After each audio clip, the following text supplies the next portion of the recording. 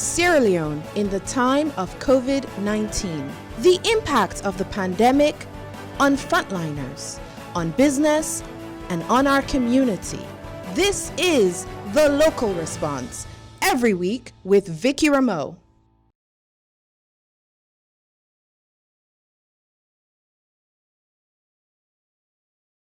This is The Local Response. Today I'm talking to Foday Umaro Turay, who is the president of the National Association of Pharmaceutical Students here in Sierra Leone. He is in his final year, and today I want to know how 357 members of the Pharmacy Association got together and made their own hand sanitizer. Today we're talking to Foday Umaro Turay about NAPSOL. Thank you so much for coming on the show. Thank you very much, Ms. Vickie Remoe. First of all, why did it take a pandemic or a crisis for you guys to come up with this hand sanitizer? You have been there all these years. You did not provide us with hand sanitizer. What was it about this COVID-19 pandemic that gave you guys the drive, the idea, the entrepreneurial spirit to want to create this product? I want to borrow from the words of the president of the Pharmaceutical Society of Sierra Leone, Sisi. During an interview in relation to the NAPSOL idea, he said necessity is the mother of invention. So we saw the need, and then the idea came, and then we wanted to fill the gap, and we saw a gap, so we saw a very big gap, wherein hand sanitizers went from 10,000 units for 100 mils to 100,000 units, 80,000 units. Absolutely. And since there are no vaccines, there are no drugs for COVID-19, the preventive measures are the only way that we can stop the spread of the virus. So if sanitizer is one of the key players in the fight against COVID-19, and it has gone so high that people cannot afford, health workers find it difficult to get, the community people, the less privileged, quarantine homes, isolation centers. So we said, okay, now let's fill the gap. Okay. Because we as pharmacy students are trained to produce pharmaceuticals like alcohol-based sanitizer, liquid soap, and a lot of other pharmaceuticals. It's part of our training. Okay, so, because a key part of being a pharmacist is about understanding chemistry, correct? You have to know how chemicals interact with each other, and then you're like, oh, this and this together give this end product. Yes, pharmacy is like the backbone of medicine, because in as much as the physician diagnoses and prescribes, if the drugs are not available, then there is no cure. Absolutely. So basically, pharmacies, when you're studying pharmacy, you study what the physician is studying, except surgery and other things, but you study the same anatomy, physiology, and even the pathophysiology of the human body, the biochemistry. You study everything that the physician is studying. And then now you study the chemistry of the drugs and how to create the drugs from nowhere. You study about the lead compounds. Like, for example, before we come to just make the hand sanitizer, we have to know what the lead compound is in the hand sanitizer. And what are those lead compounds? I feel like you're about to take me to the periodic table. No, like a lead compound is a pharmaceutical agent that is responsible for the major action in the medicine you're creating. So in simple English, for those of us who are not pharmacy people and we don't have the background, what you mean is, what is it, what chemical equation of, what combination of liquids or gases, etc., act to produce the effect of sanitization? Very close. No, because asabi una. So it's very... It's very close. Like, in a simple term, a lead compound is a pharmaceutical agent that has some biological effects. So, don't talk so simply. So very simple. Okay, so I know COVID-19 was the need, but what was the specific catalyst within your organization and your association among the students? Was it a meeting that you had? Was it a phone call that somebody, what kick-started the initial drive to create a product? There was a moment when we had a presentation on COVID-19 Okay. from the public health manager at the Ministry of Health and Sanitation at the AOC with Sure. Muke Fambule. Okay. So we started discussing. What's the person's name? Muke Fambule. Okay. Yes, so we started discussing what can we do Okay. as a. So basically, the presentation came, Yeah. and your immediate reaction was, okay, this is where we are with COVID-19. Yeah. What can we as pharmacy students Yes, do? at that point we didn't record any case. Okay. So sure. Ivan, who also worked with me closely in this project, came up and started discussing about things like what we can do, infographics, and the hand Okay. sanitizer ideas came up. Okay. So for me at that point, I was waiting for me to see people that are ready to work in this goal. Right. From there, I map out the plans, what we should do for the COVID-19 response as a pharmacy student association, and then started getting the people to play different roles at different So points. first there was the problem, Yes. right? There's COVID-19, and then you guys went into brainstorming and ideation, just like, this is the problem, how can we solve it? Yeah. And then you started looking for the talent, Yeah. who are the individuals within our organization who have the ideas, who maybe have the work ethic to be able to be part of the solution. Yeah. And then you developed your business plan to say, okay, if we are going to start this and we're going to do it, here's what we need. Yeah. So basically, I spoke with a lot of people within the team, and I spoke with Ivan. He has an interest also in the project, Sure. just like I have. Okay. So I brought him on board. We worked on several things. Like I said, we had a COVID response plan. Okay. So we started with our infographics Okay. on COVID-19. Okay, so the first thing you wanted to do it wasn't just about it was Yes. like a variety of Yes, things. yeah. Okay, So fantastic. Now let me stop you there for a second. I know that for anybody, not just students, but in general, if you want to make something in Sierra Leone, usually the things you need, you may have the idea of what you need to make, but the inputs you need to get the final product aren't always readily available. So I look at your product, NAPSOL, which is nice and green. I'm not saying anything. I'm just saying it's nice and green. Yeah. I like green. It's the color of nature, and for climate change activists, it's the color. Green is a good color. So first of all, I think that this packaging is really, really neat and tight. I do marketing and branding, so I see this and I'm like, oh, this is really, it looks like any product you'd find anywhere, right? So how did you source the raw materials that you needed to go from, okay, we know the chemical components, right? But now how do we get it from chemical to final products that can stand on a shelf or in a store? Where did you source your materials? So I want to start by saying that the NAPSOL started working on NAPSOL from the 18th of March. This year? Yes, this year. Okay. So we started working on NAPSOL for the 18th of March. Firstly, we did our proposal, we do our research, we came up with studies that will back the formulation that we want to do. Sure, but tell me about how you sourced your materials. So the materials, some of the materials are in country. Okay, what was in country and what wasn't? Like the packaging was really difficult. Okay. So the packaging, there was a time I was calling some friends from Liberia so that we can get some packaging.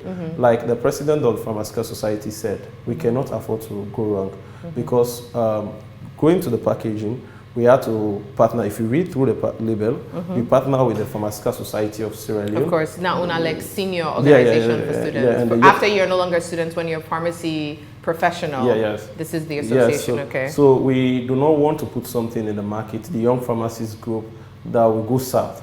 So we had to work and try to get the best. So you collaborated? Yeah, we collaborated Fantastic. with them. So for whatever thing we want to do, our studies and research, we go through them. So the raw materials, they validate to make sure, okay, you're students, we like this is great, but we're validating to make sure as things are professional and they meet the pharmacy society standards. Yes, because the issue is, producing the NAPSOL as a reflection both to the students, of course, the and college, the profession. and Absolutely, the profession. absolutely. So absolutely. they had to say, okay, no, now. always. And Sierra Leone. Everything that's made here is a reflection of us. Yes. Everybody. So for the raw materials, all the raw materials we got. Okay, so the alcohol, et cetera, et cetera, et cetera.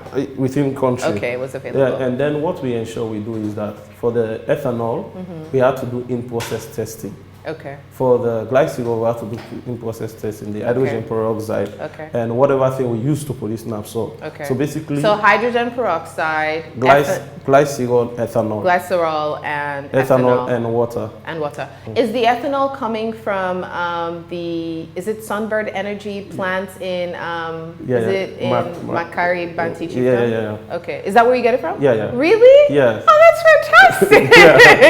Yeah. No, it's great because I remember when, I know now it's Sunbird, but I remember when Adax first started, I actually used to, I was a consultant for Adax. So I remember before it was an actual production plant and it was just an idea. So it's really incredible because the originating idea for the project was that it would produce, sugar that would be converted to ethanol for export to Europe. And there was never actually this consideration that it could be used locally. So this is brilliant. Yeah. So we had to contact Adax through their Sunbird Energy. Sunbird Energy currently. Yes, of course. So through Simbers, their engineer, I think is the engineer on deck. So we went, and one thing he told me when I went to collect our samples is that you are the only person or the only organization that I've come to collect that actually spend time for in-process testing within their lab. Okay. So went through their lab. So you worked with them internally to make sure that the ethanol you were getting could produce the results that you wanted for the product. Yes. And then we collected some samples also from them, and through the help of the Pharmacy Board of Sierra Leone, we were able to do in-process testing also at the Pharmacy So you Board. did it 2 times? Yes. On location at their sites, and so this is for quality control, basically. You want to make sure that they've not simulated anything in their own lab, so that when you do it in like a private or independent lab, you get the same results. They cannot because I also know how to do the test. Yeah. So no, I understand. I'm just saying that, it's always good to double test. You can never be too sure. Yes. Right, because, especially for science. Yes, at Sunbird, the chemist did his test. Then I went also and do mine. Okay, so there were 2 tests at Sunbird. Yes, at Sunbird. They did theirs and then you did yours. Yes, and then Pharmacy Society also did one. Yes, at Pharmacy Board. Okay. Pharmacy Board did theirs. You know what I really love about this particular story is the attention to the process without compromising expediency, right? Sometimes people think that because they want it fast, they shouldn't follow the process. But it really demonstrates and speaks to your level of professionalism as a leader and also as an association, that you're making sure that along the way, you're just not cutting corners, because when you cut corners, then you get a shoddy product, right? But you can tell that you guys took so much care to do this, and that's just really laudable. So well done. I think that accolade can also go to the society, Pharmaceutical Society. Okay. No, I mean all of you, of course. No, I'm not saying everybody. Yeah, because the truth is that it came to a point that we thought that they were not interested because they wanted every process to go systematic. Okay. So not so una bigili well for follow this one. Now the Pharmacy Society na ibam pa. Yes, we were ready to go through the process, but in a very faster rate, because you want things to happen. Okay, so Nabiwandu and boom bam boom. Yes, bam bam bam. But the society ensures that. Who's the president of the Pharmacy Society? Farm Mutada Sise. Aladi Farm Mutada Sise. Well, that's fantastic. I really love this story because it says so many things. It talks about young people, the next generation getting in the fight, but being guided by those who have more experience and the know-how, and coming together to collaborate to make sure that whatever comes out is a really positive representation of the entire profession in Sierra Leone. So that's fantastic. Yes, I think it's the way we operate as an association. Okay, pharmacy. The truth is, as a president, I like consulting. when we started the project, I went through the deputy registrar of College of Medicine, and I met the dean, so they all knew about Everybody the was proposal. informed. So all your stakeholders, you sensitized them. Yes. So that, like, the thing is, we are still learning. It's a learning process. We ensure that we went through them so that they can say, okay, go this way, don't go this way, do this way. We don't. The project was not a secret, right? But it was enclosed within a certain set of people. Those who needed to know. Yeah, those who needed to know. No, I think we learned a lot from the deputy registrar at College of Medicine. He said, go. I'm in support of you 100%, and you can do this. The dean also said, we are okay with you. The Pharmaceutical Society, from Eugene Conte, from Alpha Keller, and the president, they said, we are going to do the right thing. That's fantastic. And interestingly, the pharmacy board was there to help us. So the team was kind of complete. So when we wanted to start production now, we had to find a facility for production. Is that where the Dumbolo fell, or that was easy? That was when we start chatting, because the truth is that, as I said once in another interview, that we can produce this at our lab, but for us to produce 1,200 within a day, we don't have the equipment and the apparatus to do that within a day. So we had to now look for a lab. Then Ivan said to me, there is a lab at 34 Hospital. So, right, because last year 34 Military Hospital produced their own hand sanitizers. Yeah. I remember that. So now, interestingly for me, I had a colleague who is a classmate and also a major at the 34 Hospital. So at the College of Medicine. So I had to say, how can this be done? And he said, Sam, you know. So write a formal letter. So Major Ibrahim Ansari asked me to write a formal letter. So sorry. No, it's fine. Drop all the names. We want to give people credit where credit is due. So they asked me to write a formal letter. I did, and a follow-up on the formal letter. And what's really like getting me is that this was all done in such a short amount of time.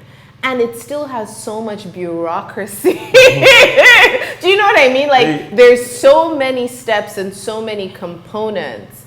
And again, I do not want it to go unsaid, but it really speaks to your own drive and commitment as an organization, because we could be waiting 6 months. You know, you had to write a letter here, you had to find this, but it's just really, really great, because I think that the reason why this happened is because you probably didn't sit back and said, I want to do this, let me just wait. I'm waiting for somebody to call me to say that you were really, really proactive. I can feel that from you. Yes, when we wrote the letter, Vickie, I had to call Major every day. So, and then we had to, we had to split, the team have to split. Okay, now let's have the team that will get Major to, so let's get the approval from 34, and then let's get the team that will finding the raw materials and get things done. So I had to say, okay, Ivan, you do this, let me do this. So we share the team. And I can remember, it's because of the good partnership and relationship with 34. For even to go and collect the ethanol from Sunbird, I think the curfew could have caught me if I went with a public transport, but we used the truck. We were able to bring the consignment. I think that day I was up until 11:30. I didn't reach my house because I was trying to bringing in so it was really good. Like, the experience at the end of the day is really good. And one thing that drives us so much is the motive behind it. So our motive is for us to produce and see how we can sustain the production and donate to health facilities. Because the health workers are the frontliners in this fight. Absolutely. The district surveillance officers are the frontliners in this fight. To me, I went through the training for the district surveillance officer, and I was trained. We were part of the first team, but I knew that we can do so much more. For example, I'm not saying this is possible for you, but if this house is quarantined, people will not come in. But people that are within, how can they maintain their hygiene? So like, for example, even in your working space here, everybody have a sanitizer. All of our tables have hand sanitizer. So when you feel the need to use it, you can use it. And that can be applied to quarantine homes and isolation centers. And then move off from the isolation center, the less privileged. I see when I come to town, because I stay all the way out in town every morning, when you pass through Kisi Road, and you see the people sitting, begging, they take whatever thing you want from them. We are a close contact yes, every country in the world is very communal, but on the continent, especially in Africa, we are close contact people. Yeah. We are interacting, not even just beggars. You know, when you go to buy mangoes from the lady on the streets, you exchange money. You know, other places they're in cashless society. They just take card and they whatever. Yeah. We're very like physical. Yes, we touch. We blend. Even now I still see people walking on the streets holding hands. It's like we're so physical and we're so connected. That's why we're so much at risk for COVID. Yeah. I think it's all part of our social. Yeah, it's our culture. Yeah, we are without even this one. We have to sit so far. It is paining us. Yeah. so basically, we want to target them and then also target high-risk communities and everything. So that was our initial plan. But how can we sustain this plan? Right, because you know I'm a businesswoman. So when I heard that you guys made the product and you donated it, I was like, that's great for altruism and all, but how do you keep a project like this sustainable if it's not like a social venture, right? Because you can still have a business that is producing products for social good and still making money so that you can afford to reinvest. And I think, yes, it's great during this crisis to donate. But how do you keep something like this going if you don't have revenues and inflows for sustainability? How do you get this really nice green packaging and the sticker printed and the raw materials? Do you understand what I mean? And the bottle. How do you keep something like this going if it's completely free? So currently, for our first batch, that was the initial plan for our first batch.